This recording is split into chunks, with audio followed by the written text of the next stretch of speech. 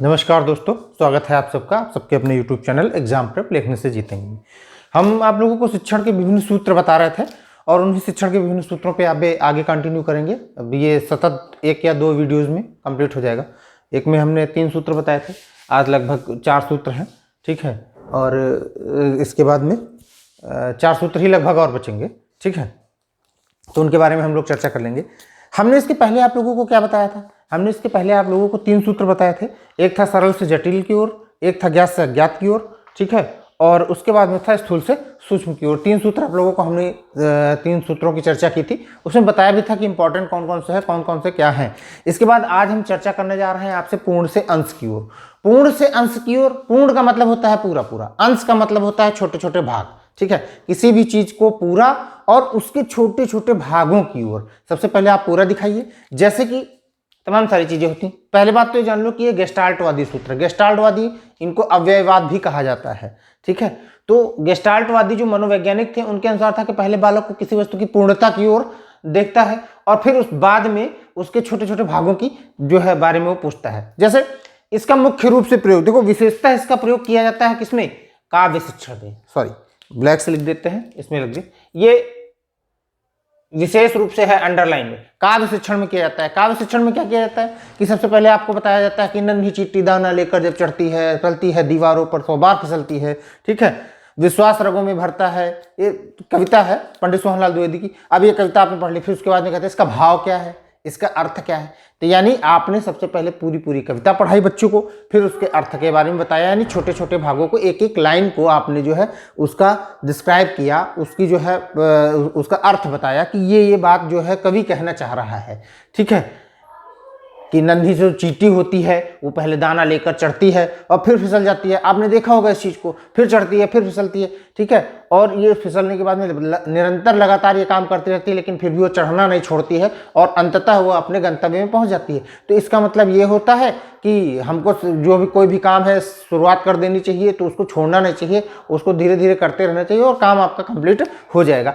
ऐसे अर्थ बताने हैं, यानी पहले आपने कविता बताई, फिर कविता का अर्थ बताया। कंप्यूटर के बारे में आपने बताया, सबसे पहले दिखा दिया कि कंप्यूटर होता है, ये जो है पूरा कंप्यूटर होती है, ऐसे चलता है, काम खत्म हो गया यहाँ से। अब इसके बाद में आपने बताया कि ये मॉनिटर होता है, ये सीपीयू होता है, ये यूपीएस होता है। सीपीयू के अंतर्गत भी तमाम सारे पार्ट होते हैं, ये हार्ड डिस्क होती है, ये आपका प्रोसेसर होता है, ये मदरबोर्ड होता है, ये इसमें एसएमपीएस लगा होता है। ऐसे छोटे छोटे पार्टों के बारे में, यानी सबसे पहले आप किसी भी चीज़ की पूर्णता को दिखाएं, पूर्णता के बारे में जानकारी दें कि ये होती है, उसके बाद उसके छोटे छोटे भागों में, ठीक है। और ये इंपॉर्टेंट इसमें यह है कि ये काव्य शिक्षण में विशेषतः प्रयोग में लाया जाता है, ठीक है। और गेस्टाल्टवादी सूत्र है, ये 2 चीजें बहुत इंपॉर्टेंट हैं, ठीक। अब जैसे भूगोल के विषय में, अब कंप्यूटर हो गया, भूगोल के विषय में सबसे पहले मानचित्र दिखाओ भारत का, ठीक है। भूगोल के विषय में भारत का मानचित्र दिखाओ और फिर भारत के राज्यों की चर्चा कर लो। भाई पूरा मानचित्र आपने दिखाया कि ऐसे ऐसे बना हुआ है। अब बताएंगे कि ये उत्तर में ये वाला पड़ता है, दक्षिण में ये वाला पड़ता है, मध्य में ये वाला पड़ता है, और पूरब में ये वाला पड़ता है, पश्चिम में ये वाला पड़ता है, उत्तर पश्चिम में ये वाले राज्य हैं, ठीक है, और उत्तर पूर्व में ये वाले राज्य हैं, दक्षिण पश्चिम। तो ऐसे मतलब पूरे आप पहले आपने एक बड़ा सा मैप दिखाया, किस चीज़ का? भारत का दिखाया कि ये भारत है, हमारा देश है, ठीक है। इसकी ये राजधानी दिल्ली बीच में है, ठीक। अब उसके बाद में बताया कि इसमें जो है 29 राज्य हैं आपके, ठीक है। इतने केंद्र शासित प्रदेश हैं, 7-8 जो भी हों, ठीक है, उतने केंद्र शासित प्रदेश हैं। तो इन सब चीजों के बारे में, यानी पहले आपने पूर्णता दिखाई। पूर्णता क्या दिखाया? भारत का मानचित्र दिखाया। अब उस मानचित्र में राज्यों के बारे में चर्चा करें, फिर राज्यों से आप उनके जो मुख्य शहर हैं उनके बारे में चर्चा करें। जैसे कि मुख्य शहर जो हैं, जैसे आपके दिल्ली हो गया, बेंगलोर हो गया, लखनऊ हो गया, ठीक है, नोएडा हो गया, गाजियाबाद हो गया और हैदराबाद हो गया, ठीक। ऐसे शहरों के बारे में चर्चा करना है। उधर गुजरात आप चले जाइए, अहमदाबाद के बारे में चर्चा करिए, सूरत के बारे में, मुंबई है, पुणे है, ठीक। ऐसे शहरों के बारे में चर्चा करिए। यानी सबसे पहले आप पूरा दिखाएंगे, पूरी चीज़ों के बारे में बताएंगे कि आप लोग जानते हैं कि हम किस देश में रहते हैं, भारत में रहते हैं। हम भारत के किस राज्य में रहते हैं? उत्तर प्रदेश में रहते हैं। अब आपने पूरा मैप दिखाया कि ये भारत है। अब उत्तर प्रदेश कहाँ है? ये देखिए बीच वाला अवध वाला क्षेत्र जो है ये उत्तर प्रदेश कहलाता है, ठीक है। यहां तक बातें क्लियर। पूर्ण से अंश की ओर, इसमें हमने बताया 2 चीजें इंपॉर्टेंट है। एक तो ये कि गेस्टाल्टवादी सूत्र है ये, ठीक है, जो आपके अव्ययवाद के मनोवैज्ञानिक थे उनका ये सूत्र है। दूसरी चीज ये है कि ये कार्य शिक्षण में विशेषता प्रयोग किया जाता है। दो बातें बहुत ही इंपॉर्टेंट है। अब आते हैं अगले सूत्र की ओर। लिखा हुआ है अनिश्चित से निश्चित क्रम की ओर, अनिश्चित से निश्चित क्रम की ओर। ठीक है, अब देखो इसमें हमने ये बहुत ज्यादा इंपॉर्टेंट नहीं है, बस इसको आप समझ लो, और ना ही इसका जो है कोई विशेष उदाहरण भी कुछ खास होगा, अभी बता रहे हैं आपको। बालक में बौद्धिक विकास का क्रम अनिश्चित से निश्चित की ओर होता है। ठीक है, अब आप समझ लीजिए कि बालक जो है उसके बौद्धिक विकास का क्रम अनिश्चित से निश्चित की ओर होता है। मानसिक विकास जो होता है वह अनुभव के साथ साथ विचारों में निश्चितता आ जाती है। मानसिक विकास मतलब ज्ञानेंद्रियां उसकी जो है, ज्ञानेंद्रियां के जो वो होते हैं, ज्ञानेंद्रियों का विकास जो होता है धीरे धीरे करके विकास के साथ अनुभव मिलता है उन्हीं ज्ञानेंद्रियों से, और फिर उसके बाद निश्चितता आ जाती है। ठीक है, जैसे कि बालक किसी भी घटना के बारे में कल्पना करता है, जैसे आपने कह दिया उसको कि वो लायन है, डरता है उससे, ठीक है, तो उसके बारे में अब उस अपने बारे में उस चीज के बारे में वो कल्पना करेगा, और ऐसे से कल्पना कर लेगा कि हो सकता है वो झूठी हो, ठीक है, गलत हो, वो धारणाएं बना लेना है। तो यानी जो बालक का अनिश्चित क्रम है उसको निश्चितता की ओर ले जाना है। बहुत सारे अनुभव होते हैं, बहुत सारे ऐसे अनुभव होते हैं कि वो अक्सर गलत हो जाते हैं। ठीक है, बहुत सारी ऐसी कल्पना होती हैं जो कल्पना की अधिकता रहती है कि कुछ विचार जो होते हैं उसके गलत हो जाते हैं। तो बस उन्हीं गलत विचारों को निकाल के सही विचार उसमें प्रवेश करना, यानी उसके बारे में जानकारी देना। ठीक है, कभी कभी आप लोगों ने खुद सोचा होगा कि अरे हम तो ये सोच रहे थे, ये तो ये हो गया, ऐसा तो होता ही नहीं है इसके अंतर्गत। ठीक है, बहुत सारे होते हैं किसी विषय के संबंध में या किसी पर्सन या व्यक्ति के संबंध में आप ऐसी धारणा बना लेते हैं कि अरे यार वो उनसे मिलने जाओगे तो बात ही नहीं करेंगे, जबकि आप कभी मिले नहीं हैं उनसे। ठीक है, तो आप जाएंगे तब जब आपको पता चलेगा अरे बहुत लिबरल आदमी है यार, इनसे तो हम मिलके बहुत प्रसन्न हो गए हैं, बहुत अच्छी बात। तो सेम वही चीज है। अनिश्चितता क्या थी? आपको ये लग रहा था कि वो मिलना नहीं चाहेंगे, वो बात नहीं करना चाहेंगे। निश्चितता क्या है? जब आप पहुंचे वहां पे तो आपको पता चला कि अरे नहीं बहुत अच्छी चीज है, तो बहुत बढ़िया आदमी है, बहुत अच्छे पर्सन है। तो सेम वही चीज है। बहुत सारी ऐसी घटनाएं होती हैं, बहुत सारी ऐसे कहानियों के द्वारा जो है बच्चों को जब हम सिखाते हैं तो उनके अंदर बहुत सारी जो अनुभव होते हैं वो गलत हो जाते हैं। ठीक है, वो अपने अंदर कल्पना कर लेते हैं कि ऐसा ऐसा भी हो सकता है।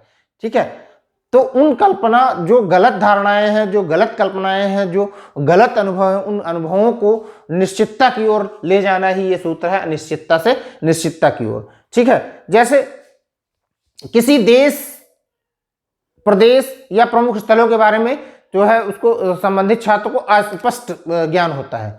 और जैसे आप कभी आप लखनऊ नहीं गए होंगे बचपन में, ठीक है, जब आप पहली बार लखनऊ के अंदर आए होंगे उसके पहले आपके लखनऊ की धारणाएं कुछ अलग रही होंगी। या दिल्ली आप चले जाते हैं तो दिल्ली के लिए जब कभी आप नहीं जाते हैं तो उस समय तक वहाँ किसी भी शहर के लिए उसकी धारणाएं अलग होती हैं। जब आप वहाँ पहुँचते हैं तो उसकी धारणाएं बदल जाती हैं। तो यानी आपको अनिश्चितता थी कि कैसे होगा, क्या होगा, वहाँ पहुँचेंगे, कैसे मिलेंगे, क्या करेंगे। ठीक है, यहाँ तक बात क्लियर है। और उसके बाद जब वहाँ पहुँच जाते हैं, स्थल की जानकारी हो जाती है तो निश्चितता का ज्ञान हो जाता है, आपको पता चल जाता है इन सब चीज़ों का। ठीक है, ये बहुत ज़्यादा इम्पोर्टेंट नहीं था। ठीक है, और अगर जो इसमें दो तीन चीज़ें ये हैं कि जैसे कोई भी चीज़ निश्चित नहीं है, बच्चे को समझ में नहीं आ रही, तो उसका मानचित्र दे सकते हैं, मॉडल दे सकते हैं उसका। ठीक है, या चार्ट प्रोवाइड करा दें। जब पीरियोडिक टेबल है पहले, अरे यार बहुत बहुत कठिन है पीरियोडिक टेबल, ये कैसे पढ़ी जाएगी, ये पढ़ी जाएगी। जब आपके सामने चार्ट आता है तो आपको पता चलता है कि आवर्त सारणी तो पढ़ने के तरीके भी होते हैं। ठीक है, बिना तरीके से कोई भी चीज़ नहीं पढ़ी जाती है। पहले आपने पढ़ा करे संस्कृत सब्जेक्ट का ही है, संस्कृत में अगर जो कोई चीज़ ले लो, संस्कृत में आप धातु रूप ही ले लिया जाए या शब्द रूप ही ले लिया जाए तो आप लोगों को लगता है अरे यार ये कैसे पढ़े जाएंगे, कैसे याद होंगी। लेकिन जब शिक्षक आपको बताता है कि कैसे पढ़ना है, ऊपर से नीचे पढ़ना है, प्रथमा द्वितीय तृतीया पढ़ना है, या एक वचन, दो वचन, बहुवचन पढ़ने हैं, तो आपको पता चल जाता है कि हाँ ऐसे पढ़ना है, तो वो आपके लिए आसान यानी निश्चित हो जाते हैं। बस यही चीज़ है।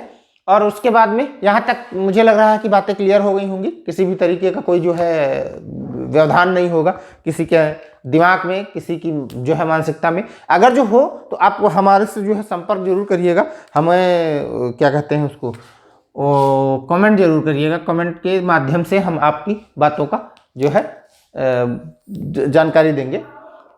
छठा सूत्र हमारा कहता है कि प्रत्यक्ष से अप्रत्यक्ष की ओर। प्रत्यक्ष से अप्रत्यक्ष की ओर का कहने का मतलब जो चीज हम देख रहे हैं और जो चीज हमने नहीं देखी है, ठीक है, उनके बारे में पहले बालक को वर्तमान की जानकारी दी जाए।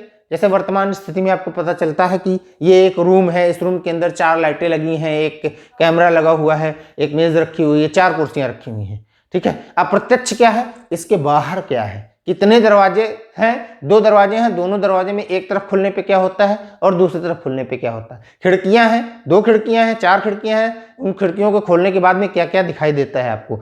तो बस वही चीजें हैं कि बालक को पहले वर्तमान की जानकारी दी जाए, जो वर्तमान में है, वर्तमान में उसको बताया जाए कि हाँ बेटा ये कमरा है, ये ऐसे होता है, ये चीजें हैं, ठीक है। उसके बाद उसकी सहायता से भूत या भविष्य, जो अब फिर उसके बाद में आप 2 चीजें हो सकती हैं। भूतकाल का मतलब बताया जाए कि भैया यहाँ पे पहले कमरा नहीं हुआ करता था, यहाँ पे एक टीन शेड रखा हुआ था, टीन शेड के बाद में जो है ये कमरा बनवाया गया, उसके बाद में ये इसमें प्लास्टर हुआ, ये लाइटें लगाई गई, ठीक है। ये भूतकाल की बात हो गई। अब भविष्य के बारे में बताया गया कि भाई भविष्य में यह हुआ कि पहले यहाँ पे कुछ नहीं था, यानी भूतकाल में कुछ नहीं था, फिर क्या हुआ, कमरा हुआ, कमरे में प्लास्टर हुआ, रंगाई पुताई हुई उसके अंतर्गत, ठीक है। वही चीज है। जैसे भाषा में चित्र पठन, भाषा में चित्र पठन, चित्र पठन का मतलब ये है कि जैसे चित्रों के माध्यम से आप बच्चों को बताते हैं कि ये किस चीज का चित्र है, ये लॉयन का है यानी शेर का है, ठीक है, ये है कछुआ है, ये आपका क्या है, घड़ा है, ये कबूतर है, ये खरगोश है। चित्रों के माध्यम से आप बताते हैं, फिर उसी से बताते हैं कि ये रहते कहाँ पर हैं, ठीक है, ये बोलते कैसे हैं, ये खाते क्या हैं, ये करते क्या हैं, इन सब चीजों के बारे में चर्चा। अन्य विषयों में सहायक सामग्री का भी जो प्रयोग करते हैं वो भी यही है कि पहले आपने जो है वर्तमान में बताया एक टीचिंग है। जैसे पतंग के बारे में आपको बताना है तो आप प्रत्यक्ष रूप से क्या है, पहले पतंग का चित्र दिखाएंगे कि ये बेटा पतंग होती, उसके बाद में अगर जो प्रत्यक्ष रूप से पतंग जो है प्रस्तुत कर दी जाए जो अप्रत्यक्ष थी उनके लिए दिखाई नहीं दे रही है, अब आपने दिखा दिया उसको। तो सेम वही चीज सामाजिक विषयों में ग्लोब, मॉडल, चित्र आदि के माध्यम से। सामाजिक विषय में जैसे ग्लोब होते हैं, ग्लोब में आपको पता है संसार होता है, पूरा संसार का मतलब वर्ल्ड, विश्व की बात कर रहे हैं हम, विश्व, और विश्व के अंतर्गत आने वाले जितने भी देश हैं, 203, 205 जो भी देश हैं, उन देशों के बारे में चर्चा करेंगे, और उन देशों के बाद फिर हम अपने देश की चर्चा करेंगे, फिर हम अपने देश के जो महासागर है उसकी चर्चा करेंगे, ठीक है, किस महासागर के अंतर्गत आता है, किस महाद्वीप के अंतर्गत आता है। फिर उसके मॉडल प्रस्तुत किए जाते हैं, उनके चित्रों आदि के माध्यम से भी आप बताया जाता है। कोई भी चीज है, कोई भी मॉडल आप प्रस्तुत कर दीजिए, बता दीजिए कि हाँ ये ऐसे होता है, ठीक है। तो वही चीज है जो प्रत्यक्ष है, फिर उससे अप्रत्यक्ष यानी उसके बारे में, उसके अंदर क्या है और तमाम सारी चीजें जो दिखाई नहीं दे रही उनके बारे में चर्चा करना। विशिष्ट से सामान्य की ओर, विशिष्ट से सामान्य की ओर ये सूत्र बहुत इंपॉर्टेंट है। इंपॉर्टेंट इसलिए है कि एक तो पहली चीज इसको कहा जाता है कि यह सूत्र जो है दृष्टांत से सिद्धांत की ओर है, इसका दूसरा नाम है। दूसरी चीज ये है कि जो आगमन विधि है, आगमन विधि में इस सूत्र का प्रयोग किया जाता है, ठीक है। आप समझ लीजिए विशिष्ट सामान्य की ओर क्या है। विशिष्ट सामान्य की ओर का मतलब ये है कि पहले किसी प्रकरण के संबंध में उदाहरण प्रस्तुत किया जाए, ठीक है, फिर उसी सहायता से सिद्धांत नियम स्पष्ट करने चाहिए, ठीक। नीचे सब्जेक्ट लिखे हुए हैं, विज्ञान, गणित, व्याकरण शिक्षण आदि। जैसे कि संज्ञा सर्वनाम के पहले कुछ उदाहरण बता दीजिए, ठीक है, कि ये संज्ञा है, ये सर्वनाम है, ये क्रिया है, ये विशेषण है। हम व्याकरण शिक्षण की बात कर रहे हैं, ठीक है। पहले आप संज्ञा सर्वनाम के कुछ उदाहरण बता दीजिए, फिर उनको बताइए कि ये क्यों है, ठीक है, इनके नियम क्या हैं, कि संज्ञा किस नियम से होती है, सर्वनाम किस नियम से होती है, क्रिया किस नियम से होता है, विशेषण किस नियम से होता है। तो बस उन नियमों की जो चर्चा करेंगे वही आपके सिद्धांत या नियम कहलाते हैं। यही आपका सिद्धांत है। ये दृष्टांत क्या है, दृष्टांत आपने जो दिया, आपने बताया कि संज्ञा है, सर्वनाम है, ये सारी चीजें। जैसे संस्कृत और हिंदी में सूक्तियां होती हैं। सूक्ति क्या होती है, सूक्ति एक विशेष वाक्य होता है जो उस पर्टिकुलर सब्जेक्ट में, उस पर्टिकुलर विषय में या उस कहानी के अंतर्गत आता है, ठीक है। जो आप नाटक पढ़ रहे होंगे उसके अंतर्गत आता है, ठीक है, और उसकी व्याख्या करना, ये आपका क्या हो गया, ये एक सिद्धांत हो गया, नियम हो गया, ठीक है। संबंधित विचार होते हैं किसी भी चीज के, उन विचारों के बारे में व्याख्या कर देना। तो मुख्य रूप से आप ये समझ लीजिए कि इसका प्रयोग जो है आगमन विधि में किया जाता है, और इसे दृष्टांत से सिद्धांत की ओर का भाग क्या नियम भी कहा जाता है। यहां तक मुझे लग रहा है बातें सबको क्लियर हो गई होंगी।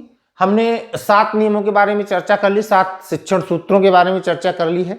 अब इसके बाद में 4 और बचेंगे, 11 सूत्र है टोटल यहाँ पर, ठीक है, जो हमको पढ़ने हैं। बाकी तो कुछ भी बना दो, जो भी आसान कर दे हमारी शिक्षण प्रक्रिया को, वही शिक्षण सूत्र हो जाती है, ऐसा मनोवैज्ञानिकों ने कहा है, और है भी यही चीजें, ठीक है। और यहाँ तक मुझे लग रहा है कि सबको लगभग समझ में आ गया होगा।